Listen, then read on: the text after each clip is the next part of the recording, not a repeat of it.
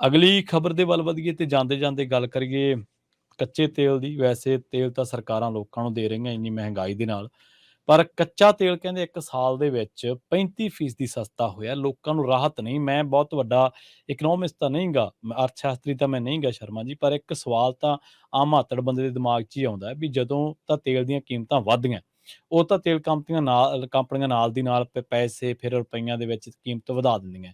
ਜਦੋਂ ਤੇਲ ਦੀ ਕੱਚੇ ਦੀ ਕੀਮਤ ਘਟਦੀ ਹੈ ਤੇ ਇਹਦਾ ਜਿਹੜਾ ਮੁਨਾਫਾ ਹੈ, ਇਹਦਾ ਜਿਹੜਾ ਫਾਇਦਾ ਉਹ ਗਾਹਕ ਤੱਕ ਕਿਉਂ ਨਹੀਂ ਪਹੁੰਚਦਾ? ਜੀ। ਇਹ ਬਿਲਕੁਲ ਇਹੀ ਵੱਡਾ ਸਵਾਲ ਹੈ ਪ੍ਰਵੀਨ ਜੀ, ਕਿ ਇਹ ਕਹਿੰਦੇ ਜੀ ਹੁਣ ਤੇਲ ਖੁੱਲੇ ਬਾਜ਼ਾਰ 'ਚ ਦੇ ਦਿੱਤਾ ਗਿਆ, ਓਪਨ ਮਾਰਕੀਟ 'ਚ ਹੈ ਜੀ, ਅੰਤਰਰਾਸ਼ਟਰੀ ਬਾਜ਼ਾਰ ਪੱਧਰ ਦੇ ਹਿਸਾਬ ਨਾਲ ਇਹ ਤੈਅ ਹੁੰਦਾ। ਸੋਨੇ ਦੀ ਕੀਮਤ ਮੰਗ ਹੈ ਕਿ ਰਾਤ ਨੂੰ 12 ਵਜੇ ਰੇਟ ਬਦਲ ਜਾਂਦਾ ਹੈ ਨਾ, ਹੂੰ। ਕਿ ਹਾਂ ਜੀ ਅੱਜ ਘਟ ਗਿਆ ਤੇ ਵੱਧ ਗਿਆ।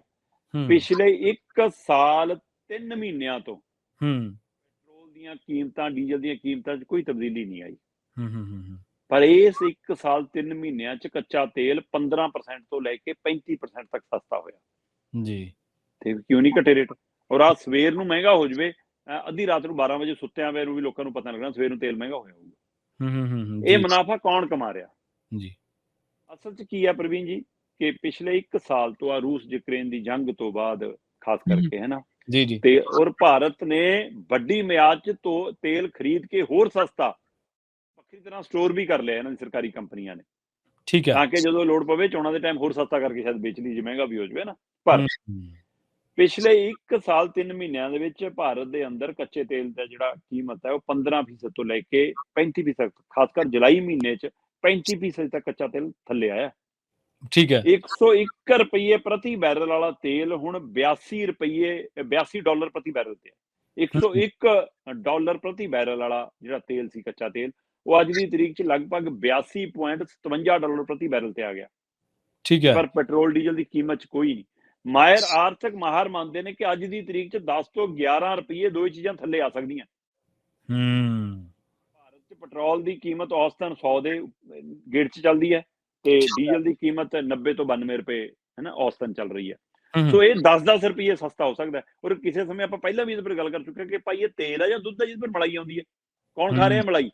ਜੀ, ਇਹ ਬਿਲਕੁਲ। ਮਲਾਈ ਦਿਖਾਈ ਇਹ ਜਾ ਰਹੀ ਹੈ ਕਿ ਸਰਕਾਰੀ ਕੰਪਨੀਆਂ ਖਾ ਰਹੀ ਹੈ। ਜਿਵੇਂ ਕਹਿੰਦੇ ਜੀ ਭਾਰਤ ਪੈਟਰੋਲੀਅਮ ਹੈ ਨਾ, ਹਿੰਦੁਸਤਾਨ ਪੈਟਰੋਲੀਅਮ, ਇੰਡੀਅਨ ਆਇਲ, ਇਹਨਾਂ ਤਿੰਨੇ ਸਰਕਾਰੀ ਜਿਹੜੀਆਂ ਤੇਲ ਨਾਲ ਸੰਬੰਧਿਤ ਕੰਪਨੀਆਂ ਨੇ ਸਰਕਾਰੀ, ਇਹਨਾਂ ਨੂੰ ਕਹਿੰਦੇ 1 ਸਾਲ ਦੇ ਵਿੱਚ 1 ਲੱਖ ਕਰੋੜ ਤੋਂ ਵੱਧ ਦਾ ਮੁਨਾਫਾ ਹੋਇਆ।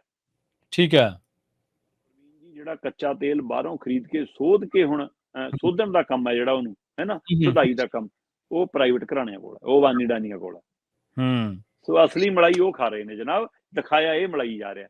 ਸੋ ਇਸ ਲਈ ਪਿਛਲੇ ਮਤਲਬ ਕਿ 1 ਸਾਲ ਦੇ ਵਿੱਚ ਜੇ ਕੀਮਤਾਂ ਘਟੀਆਂ ਤਾਂ ਸਰਕਾਰ ਨੇ ਕਿਉਂ ਨਹੀਂ ਘਟਾਈਆਂ, ਇਹਦੀ ਜਵਾਬਦੇਹੀ ਕੌਣ ਤੈਅ ਕਰੂਗਾ? ਜੇ ਅੰਤਰਰਾਸ਼ਟਰੀ ਬਾਜ਼ਾਰ 'ਚ ਰੋਜ਼ ਦੇ ਹਿਸਾਬ ਨਾਲ ਕੀਮਤਾਂ ਹੁੰਦੀਆਂ ਤਾਂ ਰੋਜ਼ ਉੱਪਰ ਥੱਲੇ ਹੋਣੀਆਂ ਚਾਹੀਦੀਆਂ ਸੀ, ਉਸ ਹਿਸਾਬ ਨਾਲ ਕਿਉਂ ਨਹੀਂ ਹੋਈਆਂ? ਪਰ ਇੱਥੇ ਭਗਤ ਇਹੋ ਜਿਹੇ ਵੀ ਹੈਗੇ ਜਿਹੜੇ ਕਹਿੰਦੇ ਨਹੀਂ ਜੀ ਸਰਕਾਰ ਤਾਂ ਨਾ ਪੁਰਾਣਾ ਤੇਲ ਦਾ ਕਰਜ਼ਾ ਉਤਾਰ ਰਹੀ ਹੈ। ਸੋ ਇਸ ਲਈ ਹੁਣ ਭਗਤਾਂ ਨੂੰ ਤੁਸੀਂ ਨਹੀਂ ਕਹਿ ਸਕਦੇ, ਖਾਸ ਕਰ ਜਿਹਨਾਂ ਦੇ ਪੱਟੀ ਬੰਨੀ ਹੋਵੇ ਉਹਨਾਂ ਨੂੰ ਤਾਂ ਬਿਲਕੁਲ ਨਹੀਂ ਸਮਝਾ ਸਕਦੇ। ਪਰ ਇਹ ਸਧਾਰਨ ਬੰਦੇ ਨੂੰ ਵੀ, ਜਿਹਨੂੰ ਮਤਲਬ ਕਿ ਇਕਨੋਮਿਕ ਤਾਂ ਛੱਡੋ, ਜਿਹਨੂੰ ਕਿਤਾਬੀ ਗਿਆਨ ਵੀ ਨਹੀਂਗਾ, ਉਹਨੂੰ ਵੀ ਸਮਝ ਆਉਂਦੀ ਆ ਕਿ ਭਾਈ ਜੇ ਚੀਜ਼ ਵੱਧ ਮਾਤਰਾ 'ਚ ਹੋ ਜਾਵੇ, ਉਹਦੀ ਡਿਮਾਂਡ ਘਟ ਜਾਵੇ, ਸਪਲਾਈ ਵੱਧ ਜਾਵੇ ਤਾਂ ਚੀਜ਼ ਸਸਤੀ ਹੁੰਦੀ ਹੈ। ਜੀ। ਤੇ ਔਰ ਜੇ ਅੰਤਰਰਾਸ਼ਟਰੀ ਪੱਧਰ ਦੇ ਉੱਤੇ ਤੇਲ ਦੀ ਆਮਦ ਵਧੀ ਆ ਤੇ ਕੱਚਾ ਤੇਲ ਖਰੀਦਿਆ ਘਟ ਗਿਆ, ਰੂਸ ਯੂਕਰੇਨ ਦੀ ਜੰਗ ਕਾਰਨ ਉਹਨਾਂ ਕੋਲ ਸਟੋਰ ਹੋ ਗਿਆ, ਉਹਦੇ ਕਾਰਨ ਵਧਿਆ ਤੇਲ, ਤੇ ਉਹਦੇ ਕਾਰਨ ਆਮਦ ਵੱਧ ਗਈ, ਤਾਂ ਤੇਲ ਦੀ ਮਾਤਰਾ ਵਧਣ ਦੇ ਨਾਲ ਅੰਤਰਰਾਸ਼ਟਰੀ ਬਾਜ਼ਾਰ 'ਚ ਉਹਦੀ ਕੱਚੇ ਤੇਲ ਦੀ ਕੀਮਤ ਘਟ ਗਈ।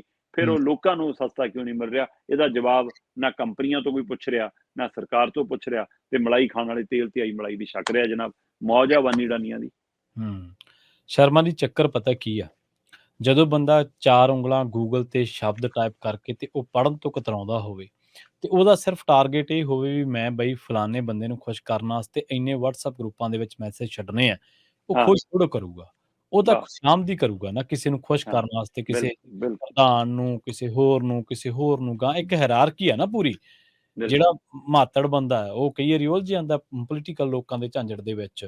ਫਿਰ ਉਹ ਉਹੋ ਜਿਹੀਆਂ ਖਬਰਾਂ, ਉਹੋ ਜਿਹੇ ਨੈਰੇਟਿਵ ਉਹ ਸਾਰੇ ਸਾਂਝੇ ਕਰਦਾ ਰਹਿੰਦਾ। ਔਰ ਇਹ ਵੱਡੀ ਗਿਣਤੀ ਲੋਕਾਂ ਦੀ ਤਰਾਸਦੀ ਬਣ ਗਈ ਹੈ ਕਿ ਲੋਕ ਆਪਣੇ ਆਪ ਤੇ ਕੰਮ ਕਰਨ ਦੀ ਬਜਾਏ, ਲੋਕ ਆਪਣੇ ਹੱਥੀਂ ਕਿਰਤ ਕਰਨ ਦੀ ਬਜਾਏ ਦੂਜੇ ਦੇ ਕੰਨਾਂ ਨੂੰ ਸੰਤੁਸ਼ਟ ਕਰਨਾ ਉੱਧਰ ਧਿਆਨ ਰੱਖਦੇ ਆ, ਉਹਨਾਂ ਦੀ ਚਾਪਲੂਸੀ ਕਰਦੇ ਆ।